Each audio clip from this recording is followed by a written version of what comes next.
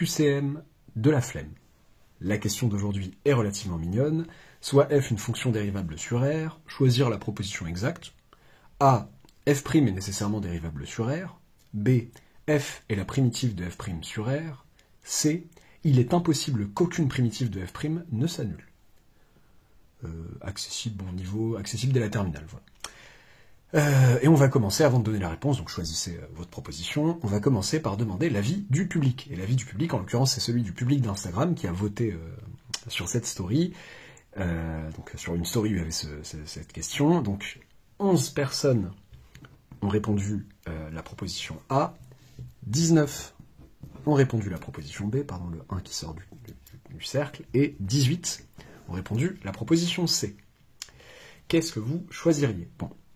Alors, écartons d'emblée la proposition A. F est dérivable sur R, ça ne dit rien sur le fait que f' soit dérivable sur R. Il se peut que f soit dérivable une seule fois, mais pas deux fois. Et du coup, la question c'est pourquoi la B ou la C, laquelle des deux? Bon. Alors, tout est question de détail ici, bon, c'est un truc relativement connu, on va dire, mais c'est le la qui pose problème ici. La primitive de f' sur R. C'est faux de dire que f est la primitive de f' sur R. Dire que f est une primitive de f' sur R, oui. Dire qu'elle est la primitive de f' sur R, ça veut dire que c'est la seule, en fait.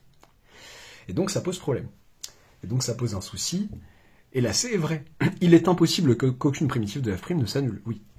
F est une fonction dérivable sur R. F', donc, f déjà est une primitive de f'.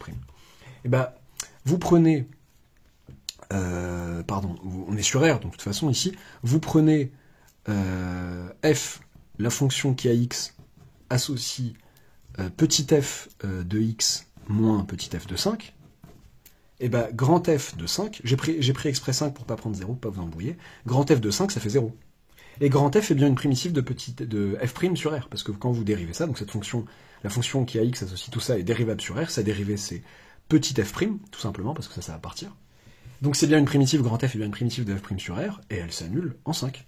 Il est impossible qu'aucune primitive de f' ne s'annule, oui, parce que quand on tient une primitive de f', donc f en l'occurrence, petit f, et ben toutes les autres primitives s'obtiennent, enfin, toutes les autres fonctions qui sont petit f plus constante, quelle que soit la constante, sont des primitives de f'.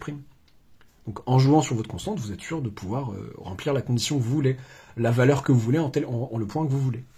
Donc il est impossible effectivement qu'aucune primitive de f' ne s'annule. Il y a même une infinité de primitives de f' qui s'annulent évidemment. Une primitive donnée de f' peut ne pas s'annuler, c'est notre histoire. Mais il est impossible qu'aucune primitive de f' ne s'annule. Voilà, ça c'était tout ça pour marteler le fait de ne pas dire la primitive de machin, dire une primitive. On peut lire des phrases du genre la primitive de f' sur R qui s'annule en tel point. Ça la définit de manière unique. Mais la primitive, ça pose un souci. On pourrait, alors je pense qu'on va pas m'accuser de chipoter là, ça serait quand même de très mauvaise foi, mais on pourrait se dire bon ok d'accord, c'est un petit truc de terminal, etc. Détrompez-vous, oui, c'est un petit détail qu'on comprend en terminale, mais détrompez-vous, même jusqu'en deuxième année après le bac, en prépa en particulier, quand on parle de séries entières. Parfois, quand on est amené à résoudre des équations différentielles avec des séries entières, j'ai déjà vu des tournures de sujets où le piège, indirectement, c'était ça. Genre, on sait que f est solution, alors, j'ai pas le détail exact, mais en fait, on amalgame, on obtient le fait que f, on a f', on sait que f est une primitive de f', et on parle d'une autre primitive de f', on a envie de dire que c'est f. Non, pas forcément. Ça peut être f plus constante. Voilà. Je suis un peu vague, il n'y a pas que sur les séries entières où je vois ça, mais je me souviens vaguement d'un sujet où il y avait une notion aussi complexe, entre guillemets, que celle des séries entières, et où le truc qui pouvait faire tomber les candidats, c'était pas un détail de série entière, mais une bêtise comme ça. Voilà. Donc, le fait de marteler le message sur ce genre de piège, dès la terminale, ça permet d'avoir les idées bien fixées plus tard et de pas tomber dedans.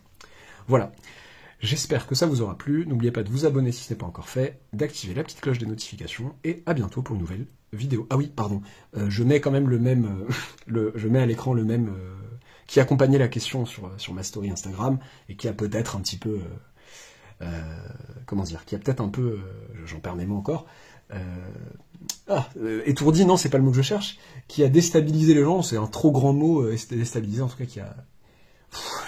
J'en perds un mot de vocabulaire essentiel qui a détourné l'attention, voilà, c'est peut-être ça que je cherchais, je sais pas, des votants. Voilà. Je vous le mets ici à l'écran.